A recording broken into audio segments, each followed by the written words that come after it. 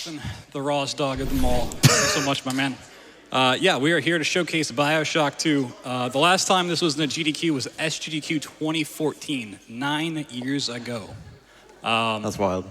It's come a long way since then, and in the last month, there's been about 10 minutes of time save over the course of the run, which we'll get into. It's not free time save. Every little trick in this is super scary, so a little bit nervous, but we'll see what's going on.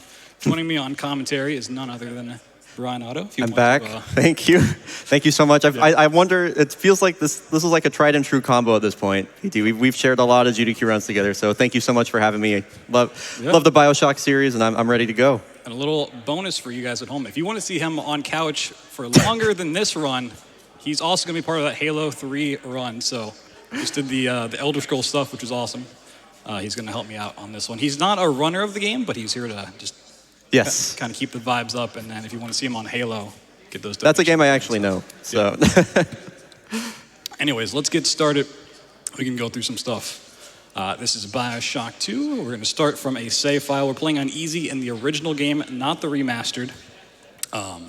Important to know. People always ask that. All right, we're going to load in, and once we get past this load screen, time will start. We do this just to get past an intro cutscene that you can skip anyways, and then a waking up animation. So we'll go in 3, 2, 1, go. Woo! Good luck. And we're off. So we'll address the elephant in the room of why this game looks the way it does in just a moment, but we got a little speed tech to get through first. So we wake up as an Alpha Daddy, Subject Delta. In the first game, you just play as an Alpha Daddy. A little new entry to the series. This game does a little bit of additional stuff on one, but we're going to grab this optional diary. Very important, coming up here in just a second. This is not something you need to pick up for any real reason. This adds a little bit of flavor to the world. We're going to run past the splicers. We don't really care about them. And we're going to get this required dialogue. So we're just going to play that message we just picked up so we can skip all that and get Electrobolt, a very useful plasmid. Our first little skip of the run. And now the biggest question I always get for this is why does it look like we're playing in Play-Doh?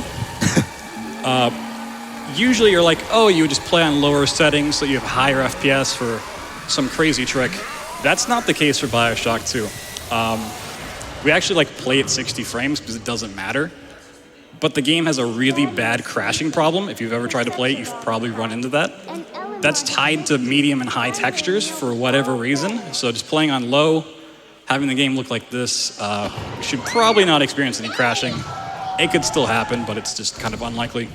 Anyways, that was a big sister, a new entry to the series. We'll get to all this in a little bit. We got some time. First, we just need to turn on the power. Get the splicers out of here. So there's a lot of look-based triggers in this game, meaning that we need to look around a certain area for something to activate. So we're going to get the power turned back on and Adonis here. This is kind of our introduction back into Rapture.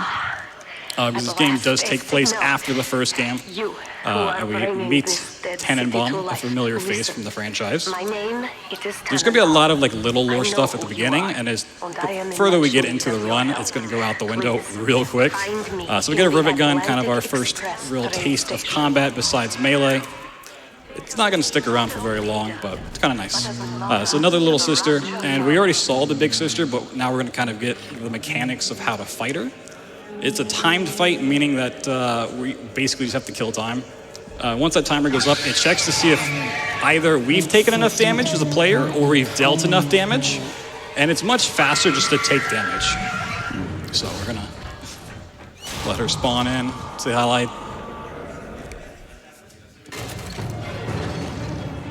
Okay, so the fastest way to take damage is for her to attack these boards with fire, setting them on fire, and we can just kind of run into it, and you can see our health in the top left just deplete instantly. And now we just simply wait. We also want her as close to this door as possible, because as soon as that timer goes up, she's going to do this big screech attack and then run off and run towards that door. So she's kind of jumping around. It's not super useful, but it's just a couple seconds of time save if you can get it. All right. So the fight's now over. We can't die here, and neither can she, so it's not really a big worry. We're going to get our health back here in a second anyways. If you're fast enough, you can see that there's two big sisters here. It's not just one. And a fun little fact about this part is the window's going to break and water's going to flood in. It's actually going to teleport us to a different part of the map, which you can kind of see. It's very well hidden, right about there. So the map changes, and we can control ourselves in the water, try to float towards the exit for a little bit of time save there. This is one of the big selling points. As a Big Daddy, you can go outside of Rapture. You can go in the water. It's not something you could do in the original game. This is good. You don't really do a whole lot in the water, just kind of cinematics, kind of padding the runtime of the game. But you get some nice scenery to look at. You get a little plane wreckage, fish that are just kind of stuck there. Is that the plane wreckage from the first game? I think it's supposed to be. People always say it is. I'm not sure if, like, lore-wise it's in the right spot, but we got some jellyfish. They're kind of just chilling. The music's great. So the first game has the big bathysphere ride into Rapture. This is kind of supposed to be imitating the same thing. We're actually not going to look at it, not for any, like, real reason, but there's a fun thing you can do if you just kind of hug the side and look down. So you can hear the swells. Yeah. So there's supposed to be, like, fish swimming by and everything. And if you look down, you just don't activate it, so the shark's just going to stay over here. It's kind of chilling out. Our next big trick comes at the very start of the next level. So as soon as it loads in, I'm going to do a quick save. Because like a lot of tricks in this game, you really get one shot at it if you just go for it. So quick saves are our best friend. We're going to see a lot of quick save, a lot of quick loads. It's not something I love having to do, but it's kind of required. So the diary picked up before the optional one. We want to play on the exact frame. An NPC is going to start their dialogue here.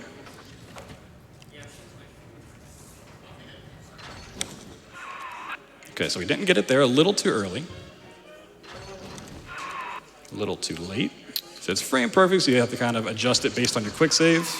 What am I looking for here? So on the bottom right, we want the message to pop up and immediately go away. If it sticks around and you hear the audio, that means we didn't get it. A little too early. So like that. Nice. Audio goes away.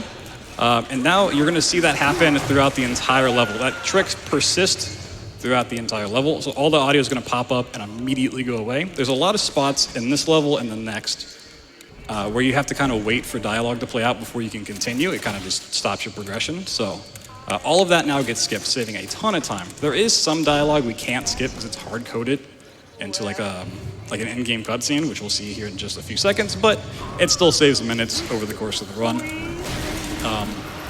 This is a run where money does matter to some degree. We're not really like stressed about finding money along the way. We find plenty, but you can see the drill fuel in the bottom left-hand corner. That's our fuel gauge.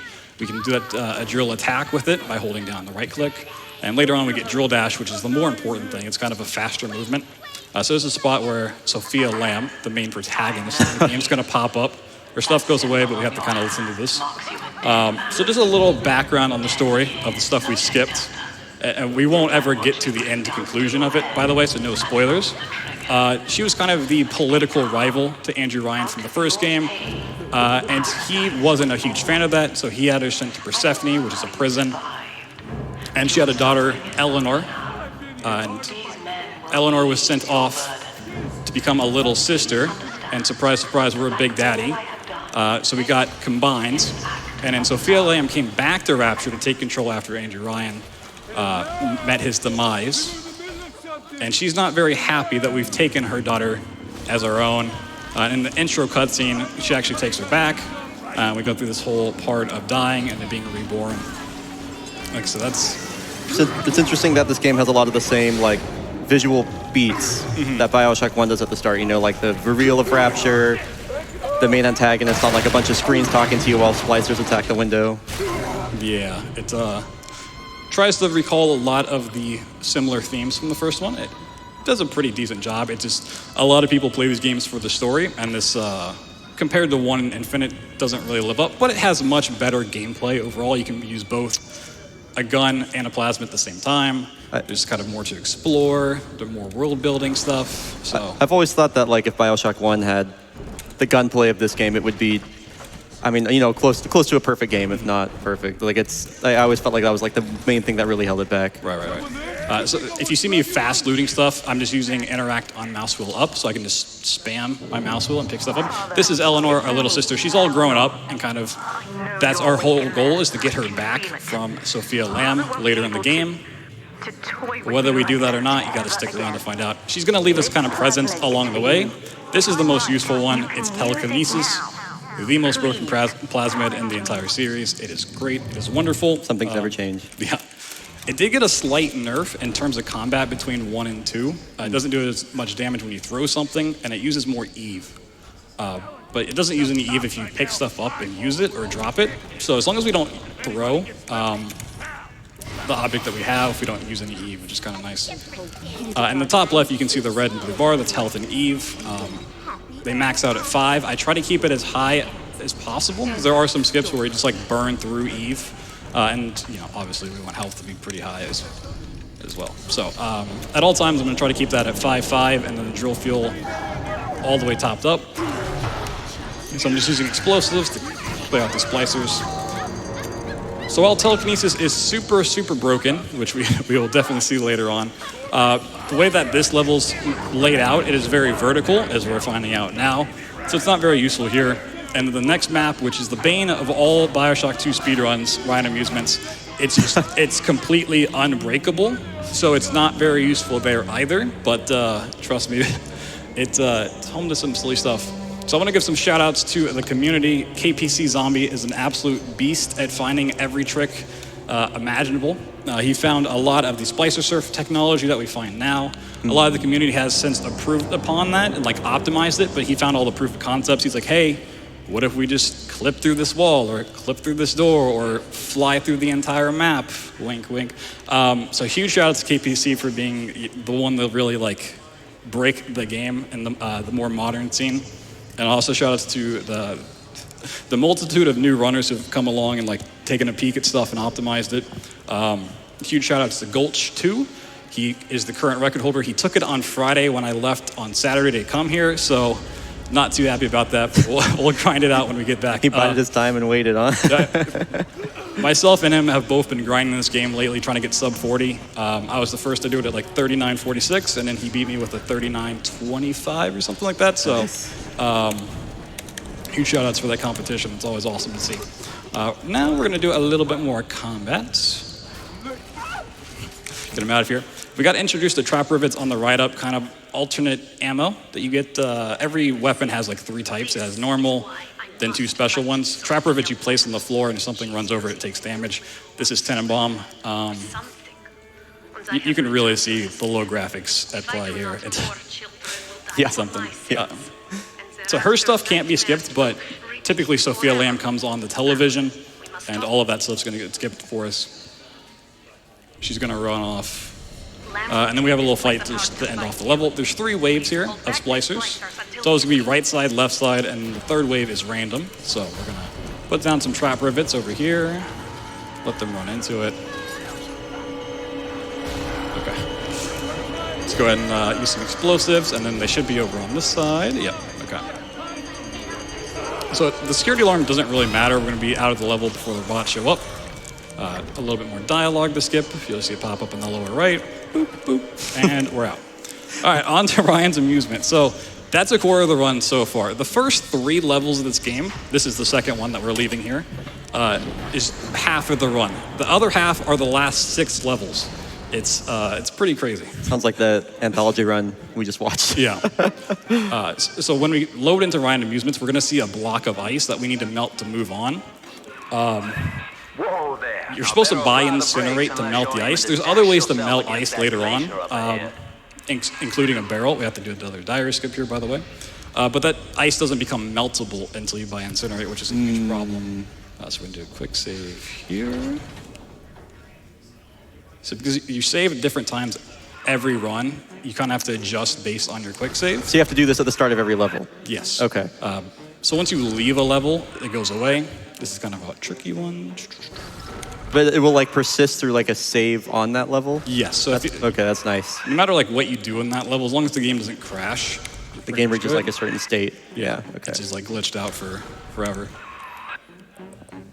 And how do you determine whether you're too late or too early? Is there So for like, if you're just getting into the run, it's a little hard to tell, but you can look at the subtitle text and like know the message that's popping up. So that was too early, because I saw the text change.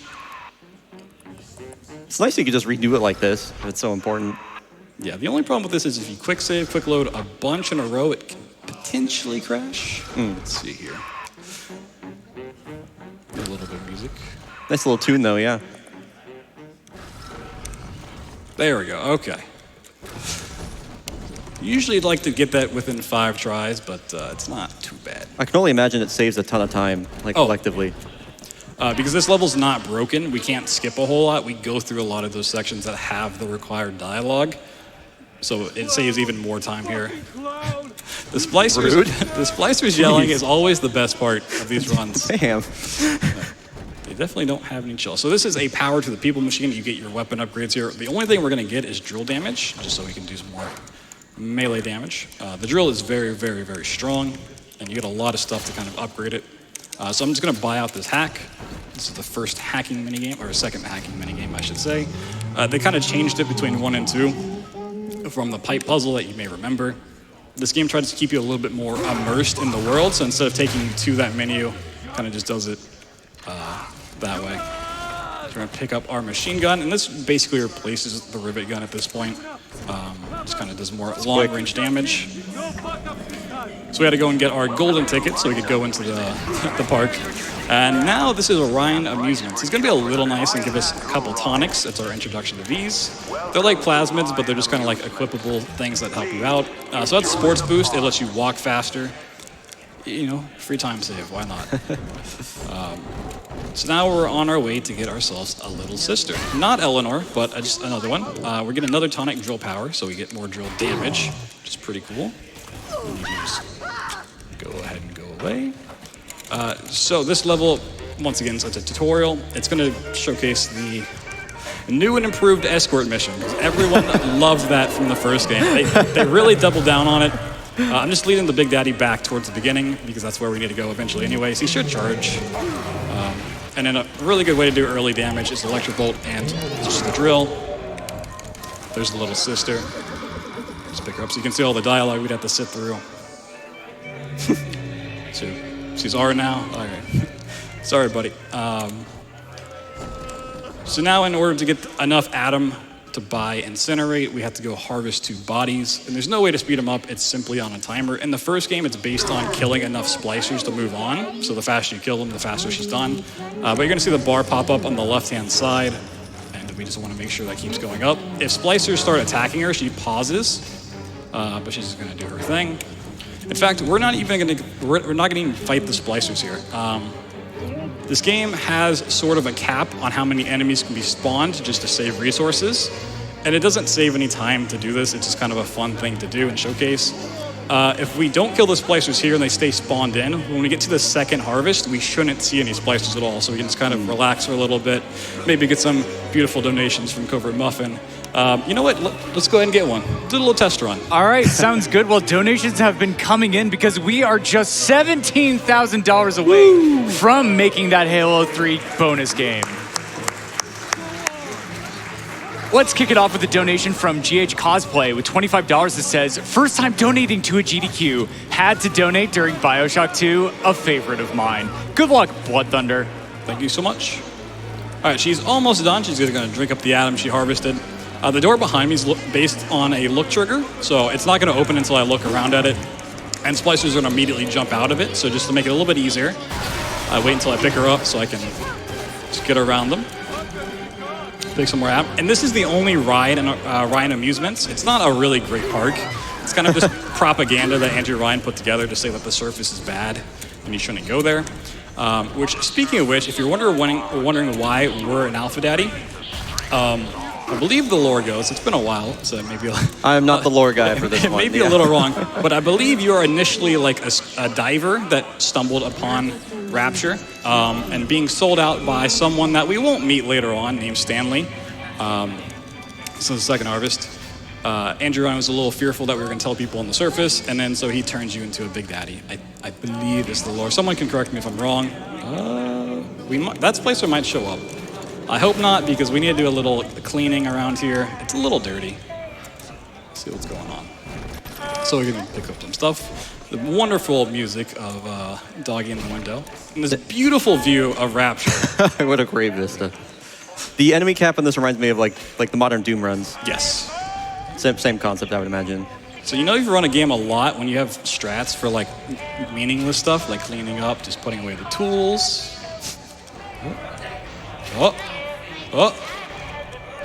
Try again. We don't have control over the way things spin when we're holding them with telekinesis, so it's a little, I'll take it. Good enough. Yeah. All right, while she's doing that, we're gonna take some damage. If you fail a hacking mini game like we did there, you take a little bit of damage. It'll never kill you. It'll always get you down to 1 health if you just keep doing it. So she's just about done. And we were setting up for a death warp, which means we want to intentionally die so we go back to one of these Vita chambers. It's in here somewhere. Oh, in the corner over there.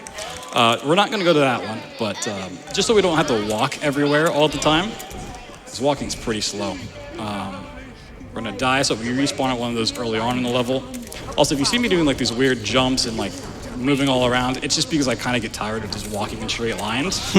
Adds a little bit of flavor, and I like to pretend it's. I mean, it looks like you're strafing. Like you could have just not said anything. I would have, thought it was tech. Okay, so splicers are still getting me down to 1 health. They can shoot the barrel, which is really annoying, so we want this. There's another barrel we can grab. It's a little time loss. They also got us down to 1 health, which is cool. We're gonna double check that's 1 health. We don't want to actually assume it is.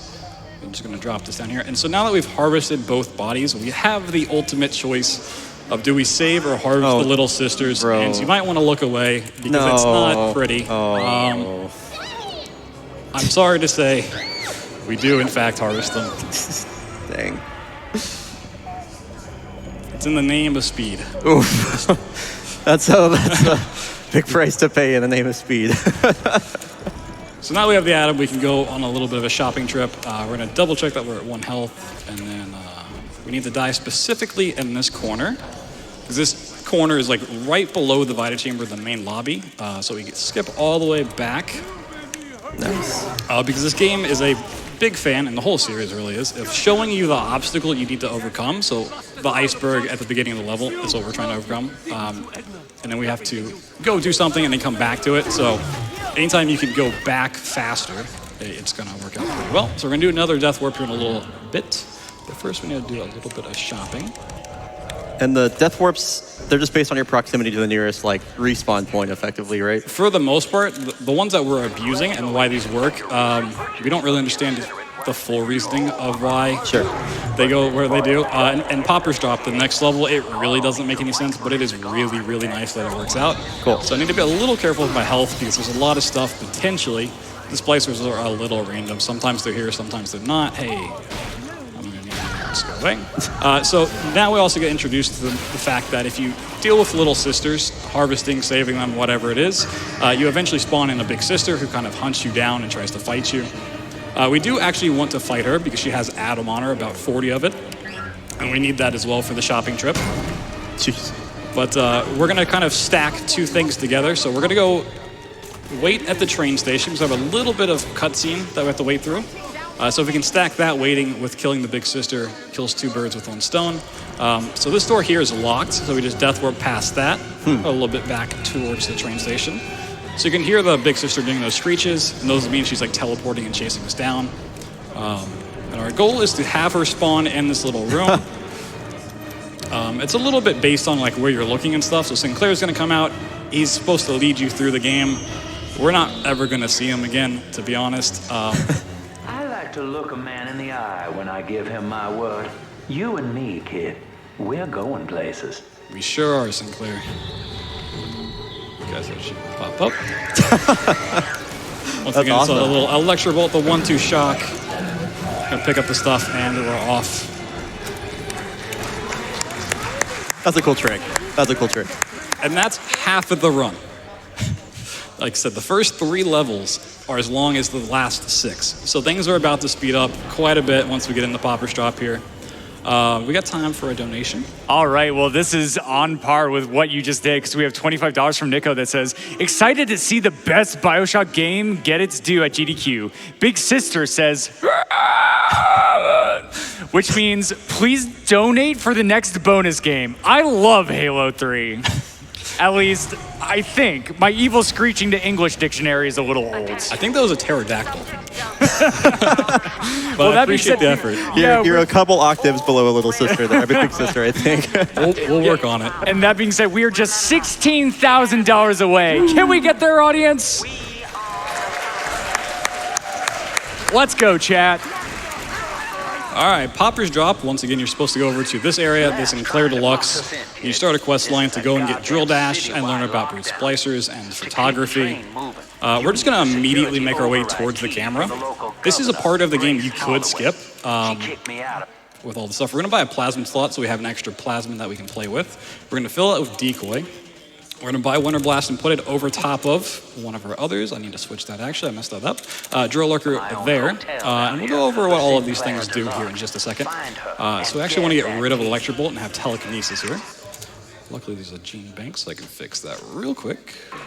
Okay, so now we have 4 plasmids, and we're going to keep these 4 for the rest of the game. Here comes a really weird trick that's based on keeping a brute splicer alive and spawned in the map. So we're going to put down a decoy so that the brute starts attacking him. It kind of draws enemies towards it, so you can kind of just run off and do your own thing. And now we need to go get the research camera. This is typically where the brute will run off and despawn, and you're supposed to chase him down, but he's still fighting, so we're going to freeze him in place. Keep him loaded in a little bit longer. I see where this is going. We got the camera. Now we need to take a picture of this guy so he can open the door. And we hope the brute's... Okay, he teleports over there. That's fine. And so to get research points, you have to use different plasmids and weapons. So we're just going to Winter Blast him so he's frozen. Hit him with Incinerate so he melts. And we get enough points to Drill Dash. Wow. And we do all that before he just teleports away. And we have to go chase him down. That's a massive skip, isn't it? Really like slow. Huge. Yeah. So now we have Drill Dash, which we'll talk about once we get a little bit further into the run. For now, we want to take a little bit of damage. And then we're going to use this splicer for what's known as splicer surfing. It's a huge trick that if you watch the run from HDQ 2023, it was in that. And it's a little bit different in this game. I might need to redo It's so sick that it's in this game, though. Yeah, okay. So we need to be able to walk directly on top of the splicer's head. We can't drop onto it or jump onto it, otherwise we start bouncing and fall off. We need to be directly able to walk on top of their head. Wow. Sure. So, because it's using a splicer and we need them to be alive initially, we only get 1 shot at it if we don't quick save, quick load. So, okay. You're going to see a lot of saving during this part because it can go really, really wrong, really, really fast. She should stand. Okay. Splicers are a little weird. Okay. So now we need her to die.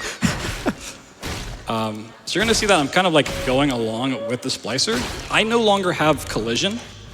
And we're tied into this splicer here. So we can use telekinesis to pick up this body while we're tied to it. We also have to save load anytime we're on a body, otherwise we fall off. So we're just gonna fly up.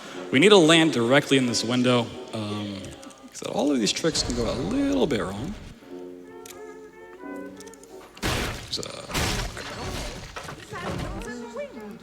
I love the dead body management you're doing to like get the exact precise position. Yeah, we'll talk about the ways to manipulate these splicer surfs. So this is a little bit slower, that's what we're looking for. This window's a little deceptive, where we actually have to land. One of the harder splicer surfs we get to do, and it's the first one. Okay. Whoa. Okay. We need her to like stay right on that little frame. We do want to go out of bounds here, but we need to set up. Okay, perfect. Nice. So we're gonna save load because once again, we can just always fall off. Now we're gonna clip through the window and then try to grab her at the same time.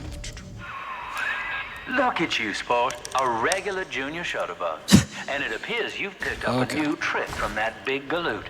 Now get back to the Sinclair Deluxe and just bust through that mess blocking your way. I'm trying, Sinclair. Thank you, not Atlas.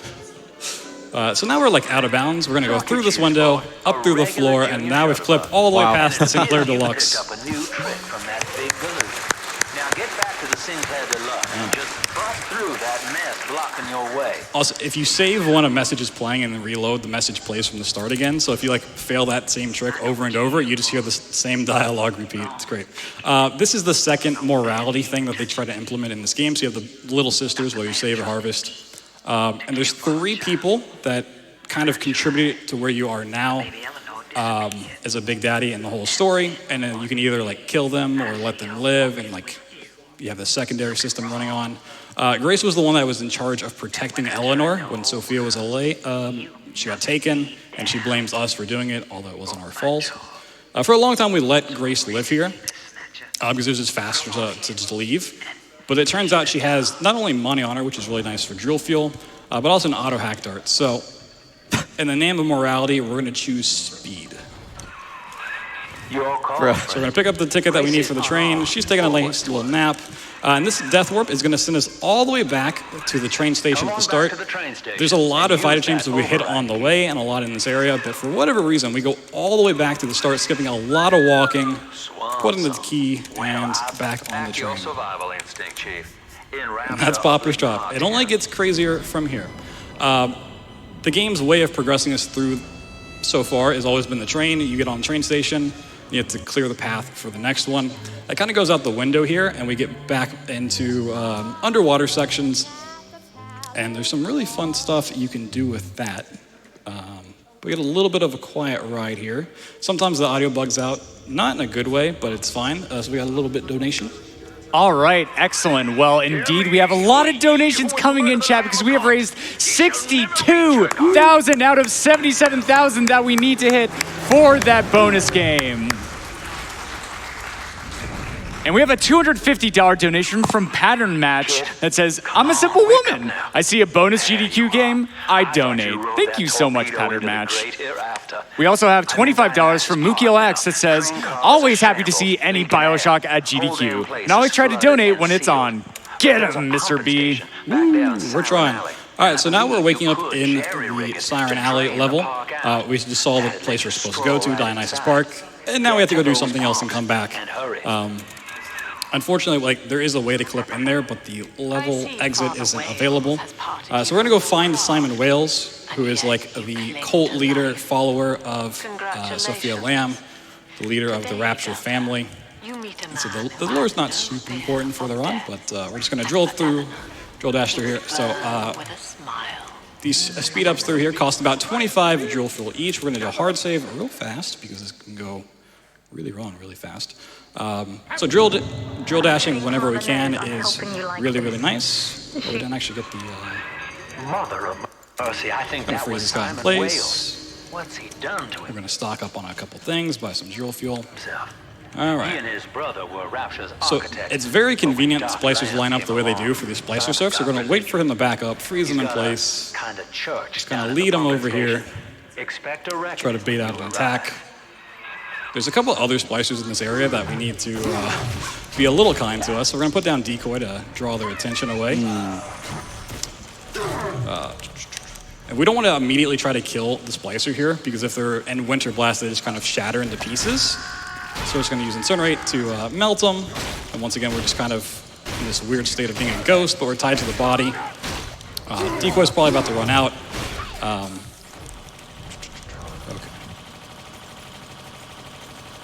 So we need to take this body and throw it up to the second level here. Whoop. Trying to bounce off this wall. Just think of every part of this game having duct tape on it, and as soon as we hit it, we tend to stick to it and fall out of this state. So it is very easy to mess up, and we're gonna use this body to clip through this door.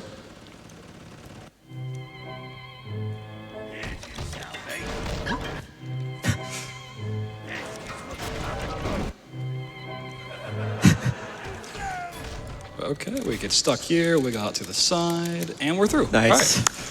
So Siren Alley is home to a lot of fighting. You're supposed to find spider splicers and go through these big waves of fights, but we get past the big one there. Drill dash through the map, pick up a mini turret off this body, and we're just gonna get some supplies along the way. So whenever we can drill dash if we want to, it saves about 2.5 seconds approximately per dashing. Which, for one dash, it's not a whole lot, but you have to add that up over the entire run, and it's minutes of time save, so it's really, really, really nice, very important to do.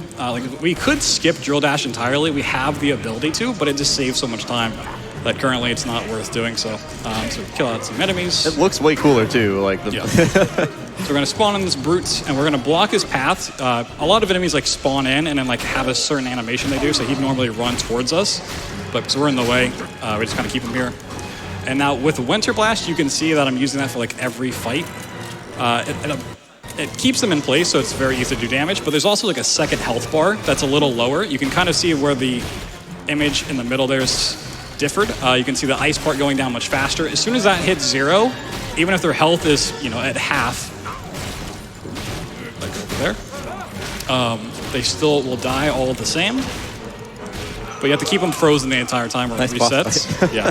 So that's like the only boss fight, Simon Wales. We're gonna pick up some stuff. And normally we're locked in here, but we're going to Death Warp using these boxes and a little bit of fire. In BioShock 1, you can just use Incinerate on the floor, which is really nice. In this game, you can't do that, so you have to like light certain props on fire. This gets us out of waiting. We could try to find some sort of diary skip for this level too. It's just not worth it. With where diaries are based in this level. So I'm just going to drill dash it back. We've flooded the area. For a little slow here, we can see the water pop in. May rise from its body. Time for a quick donation? Yes. So we have $25 from Dr. Construct that says, let's get that Halo 3 incentive met. And indeed, we're going to keep counting down, chat. We're still $14,000 away, but that number that we have left remaining to make that bonus game is quickly dwindling. And if you're enjoying what you're seeing from Blood Thunder here for the BioShock 2 run, the raw dog that he is, then we should get that Halo 3 met because that speed run is going to be amazing, right, Bri? Yes, it is. Looks like the good fathers kept up with We're traversing back through the level we came into, but now it's all flooded. We can access Dionysus Park. There's a fun thing you can do here, and we'll kind of see it later on as well. Water takes away your ability to have plasmas and weapons out. You're not supposed to be in any sort of combat. Just taking the nice scenery. But because we did Death Warp, this airlock still has it so we can actually use our stuff. So we pull out the drill dash back into the water, and now we can just kind of skip the scenery. You get into Dionysus Park. So the full power of Drill Dash is on display in the next level. There's a little bit of Splicer Surf we do at the end, but the main time save here is Drill Dashing. And if you want to play along at home and in Twitch chat, let's see if you guys can count. Just for every Drill Dash we do, see if you guys can keep track. Dionysus Park was owned by Sophia Land. It's also very important we don't hit walls or objects because they can just throw us into a stun lock state, which is not great. So we're just going to constantly buy drill fuel as we run through here. You have me counting now. I'm kind of annoyed. And you know what? Twitch chat could even donate the amount of drill dashes that we actually end up seeing Blood Thunder do. Attention. Subject Delta has drained and infiltrated Dionysus. So Dionysus Park is home to the second of the 3 morality NPCs that you're supposed to meet. Stanley, the one that sold us out to Andrew Ryan. He's waiting at the train station, so we'll see him in passing, but not really. We're just going to run past every enemy because at this point, combat's pretty meaningless. That's why we don't really bother upgrading it much else. Well, the good news is I've located a new train car. Go for a little skip. But the If you jump over that rock, it's like a second time save. Not really worth going for. In the security booth. I'll lay low while you have a gander. Buy a little more fuel. Dionysus Park was my home, Delta. An experiment in We're almost to social the train station. Take this guy out real quick. So here's a grenade launcher, another present. We're going to use this in a little bit. It's super, super useful. And we're going to make a save because as soon as we open the store, there's a splicer we're going to set up right there. Once again, very convenient that these splicers are just in the perfect spot for these tricks to work out. It's amazing that, I mean, it just looks like these setups are so convoluted, but every single time you have one, like, just in exactly the right spot. Yeah. Almost a miracle. The next level is like the perfect showcase of that. We don't really have time to talk about our showcase because we're going so fast, but the way that telekinesis works in this game is really interesting compared to 1. So in 1, the crosshair is in the middle for telekinesis, but because we have 2 hands in this game, surprise, surprise, telekinesis is actually offset to the left of the crosshair. So if I'm looking at the splicer's body, right about there is where telekinesis pulls to. So if we're on the left-hand side, it's going to go that way. Everything pulls from the center of the splicer. We're just going to clip in here real quick, hit the lever, and move on to Fontaine Futuristics. This level takes a while to actually end once you hit the lever, and usually it shoots you up to the top, which is kind of weird. It doesn't look like that's going to happen this time. But most maps have these intro outros that kind of just ease you into the next part. Fontaine Futuristics goes away with that. It just says, you're going to play the game, go fast. And it's really important we go fast because there's a splicer that's walking to a spot we need him to be in. And if we're too slow, he's not going to be there. So we need to get there real fast. This is the longest level in the game casually. It consists of 2 separate parts, Fontaine Futuristics 1, Fontaine Futuristics 2. Super well named. And the glitchless run, the glitchless record, it's about 18 minutes. It shouldn't take us anywhere near that time. So Winter Blast actually stacks. You can keep him frozen for longer by like just hitting him multiple times. So I'm just going to jump up here, get on his head, and he's going to be our friend through the chaos that's about to unfold.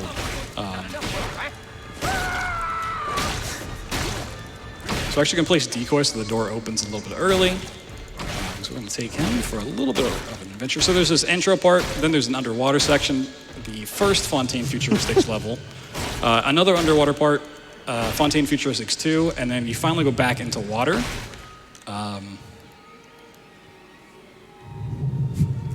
We're just going to see a lot of water. So we're going to hopefully just throw this down through the airlock. Not get stuck in the wall, that's really awesome. So if the body's moving, when we activate this airlock, it'll actually start floating up, which is not good because we're going to hit the ceiling and fall off the body. So to stop it from moving, we're just going to hit it with a Winter Blast, freeze it in place. And now the water's going to rise up and take away our stuff. But if we are swapping plasmids, when that happens, we can actually just keep them out. And we're just going to take this body for a little bit of ride through the water. Whoa. And the water only goes so high up, so if we like fall back down into it, it'll take our plasmids away again. Okay, the body's just flying. That's fine. We're just gonna so take it for a little bit of a ride. Throw it over there. We're gonna go through a no-player zone. I'll explain it in a second if I have time. We should magically pop into the final part of the level. We're not done with this body yet.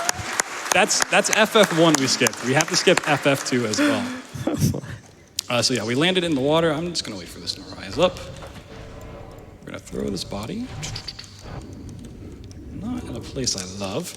So if we're in the water when we're doing this, we just spam swap plasmids on reload and we pull them out, which is great. Telekinesis doesn't want to throw, okay.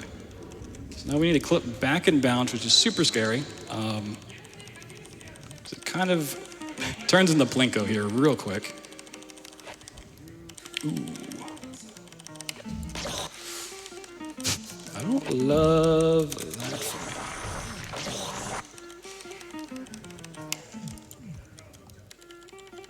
So is there anything you can do to influence it at this point, or are you kind of at the mercy of... So I think I saved in a spot where the game wasn't super happy I saved, and it kind of knocked me off the body. We might just wait for it to... Okay. Whoop.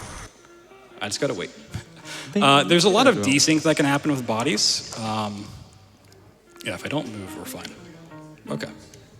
This is recoverable. So wait, just wait. So is the body currently floating to the top of the water, or? He's going somewhere. Okay. I'm not sure. Okay. He's going for a little bit of a ride.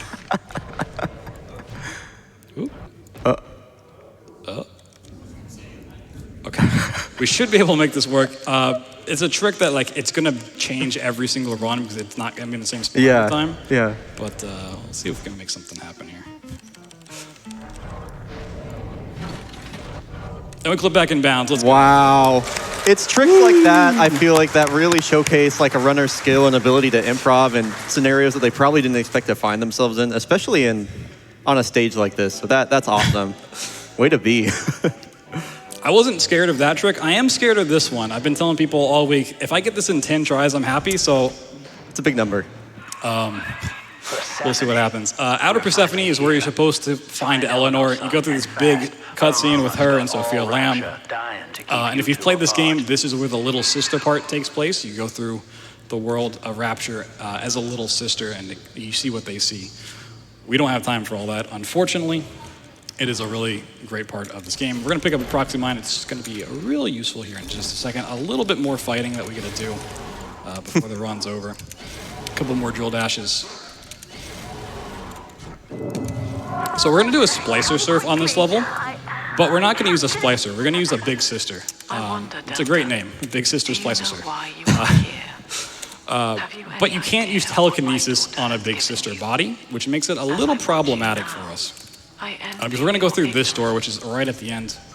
First, we need to activate this cutscene because we need to spawn in the two big sisters. There are two, we only need to use one. So we need to take care of the other and get the other one low enough that they can die. After this moment, So we go on a little bit more of a shopping spree. We buy 6 proxy mines there. As expected. Okay. As have you. Okay. Is this what she hoped for? Mother and father, locking eyes. We're going to place down all 6 of these proxy mines. The 2 big sisters are going to spawn up on the right there on that grate. The second one's going to spawn basically where these proxy mines are being placed. It's going to get them both down to basically one shot. And then the second one's going to jump over here. Oh, yeah, chunks him. Okay. So now the fun begins. We're going to get her down to 1 HP. We get to manipulate her AI. So we need her to run kind of towards us. She does a lot of jumps and flips. It's pretty cool. Not looking for fire. Okay. So we're going to abuse those jumps and flips. We're going to get her to jump at this door. No way. You might be able to put 2 and 2 together. We're going to get her lined up. We're going to jump off there. Oh, I need you down here.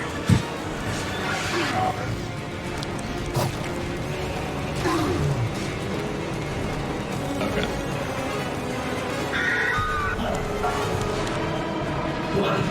You got this, BT. I just need her to be in the right spot. Okay. So now we need her to do a jump.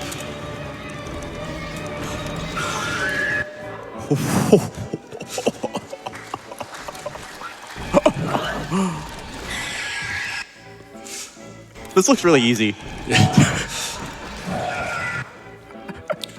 I can't believe it. This is wild. We need to basically get on the big sister's head as she's jumping away, and then kill her in midair while she's spinning you around like it's a roller coaster. So we can clip through this door. So this is the scary one.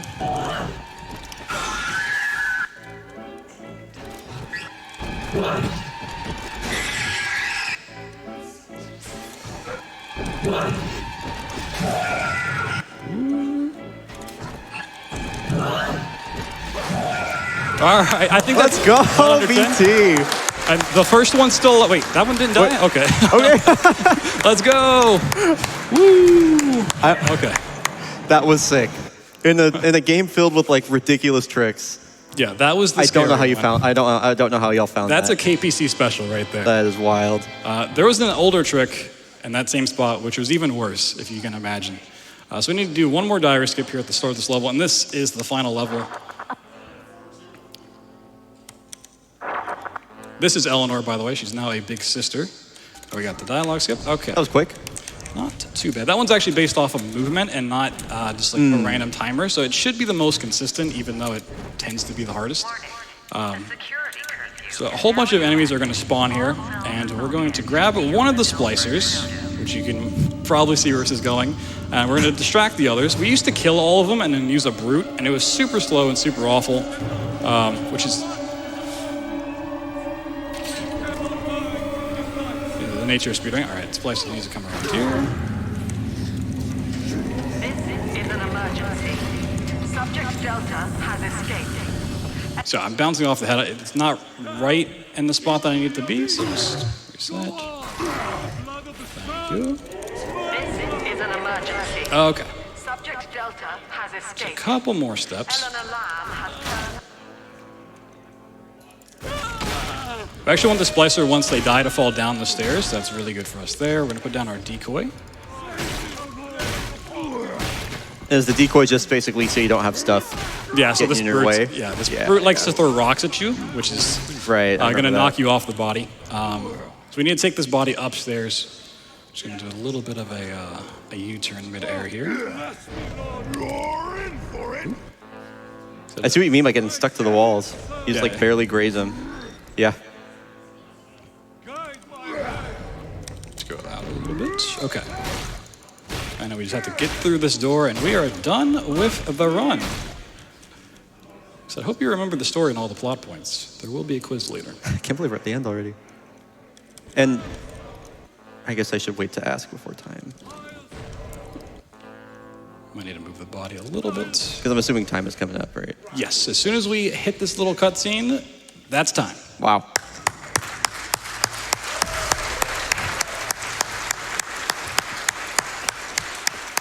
So we're now escaping a rapture with Eleanor.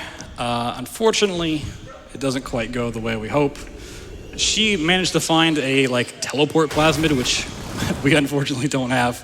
It'd be very useful for the speed run. And a great flashbang to wake you up in case you're sleepy. And this is where the different morality systems come into play. You have this first cutscene, which is based on how you deal with the three characters along the way, Grace, Stanley, and Alexander Gill. We only met Grace. And then once you get to the top of the surface, that part becomes about the little sisters. We saved or harvested them. Unfortunately, we were kind of naughty. You were really bad. Yeah. I mean, not in the run, but morality. You were really bad, BT. Yeah. And as this is wrapping up, and we see this in the background, I do want to give a shout out to the developers of not only this game, but every game here and every game out there, because they make wonderful titles that we get to play, raise money for charity, have fun. So whether you're in QA, audio, level design, graphics, whatever it may be, if you make the games, thank you so much. So without you, we wouldn't be here. And even though there can be some problems with the game, they're just so much more fun and so much more than that. So thank you. And this is not my only run of the event. We do have Amnesia Rebirth later on in the week, Friday morning at 3 a.m. or something. Not entirely sure, but I will see you guys again for that. Thank you, Bri, for being on Thanks so much for couch. having me. It's always a blast, BT. Yes. Good if you run, want to man. see him on the couch for longer, that Halo 3 run is still on the table, I believe. This is your last chance, Chad. Right here. Indeed it is, and well done, Blood Thunder. What an incredible run. Can we give it up one more time for him? But we're not done yet, folks, because we are just $10,000 away from hitting that bonus game. Can we get there, Twitch chat? You do not want to miss this. This is not only going to showcase off one of the most prolific Halo games that has ever been speedrun, but it is going to be done by none other the legendary speedrunner Girk. And not only that, it's not on easy difficulty, it's not on the standard difficulty, but it is going to be done on legendary. And if you have never played a Halo game, the hardest difficulty in the game is no joke. And the best part is there's lots of movement tech. It's just so visceral. It's an incredible speed game. So I really want to see that get met, and I hope you want to. But if you want that to get met, chat, get those donations in now and make sure you choose that Halo 3 donation incentive. And we do have so many donations coming in. We've just closed $500 in 30 seconds. So keep them coming, chat. Starting with $25 from Andrew Ryan, who says, would you kindly donate to the Halo incentive? Yes, I believe they want to, Andrew Ryan. Let's go, chat. We also have $50 from Jason T that says, can't wait to hear the Halo theme song. Here's the Master Chief and a whole lot of nostalgia. I believe it too, Jason T. I would love to hear that Halo theme. How about you out there in the audience? Come on, Twitch chat, we're so close. But that being said, we are going to go to a quick Twitch ad, and we will be back in a few minutes. But that being said, we are still tracking these donations live as they are going to be coming in, so make sure to get them in now.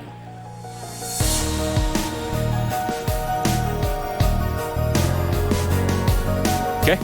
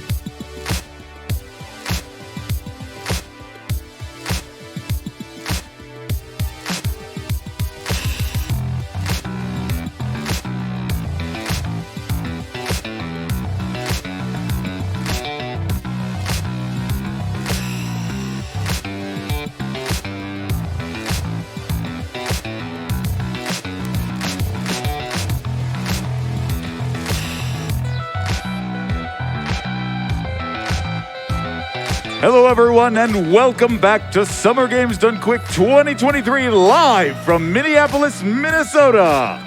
My name is Atitree, and it's a sincere pleasure to be here with you this evening, whether it's Tuesday evening, Tuesday night like here in the venue, or even Wednesday morning. I hope you are well-rested, hearty, and ready to enjoy a fantastic night of speed gaming. Now that we've got that out of the way, maybe we can chill out and have some comfy time watching amazing speed... Wait, we can't chill out yet. We've still got a bonus incentive to meet. Shad, you are doing amazing. The tracker is flying. We are over $71,000, but we've still got one more push to go. Can you make that legendary effort? What am I saying? Of course you can.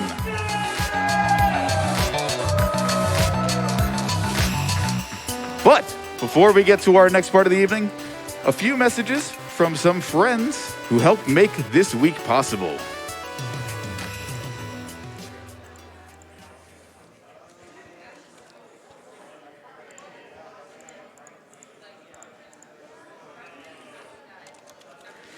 Fangamer is a video game merchandise company based in Tucson, Arizona, shipping worldwide. 100% of the profit from sales of GDQ merch through SGDQ 2023 benefits Doctors Without Borders. Visit fangamer.com/GDQ to see the full lineup.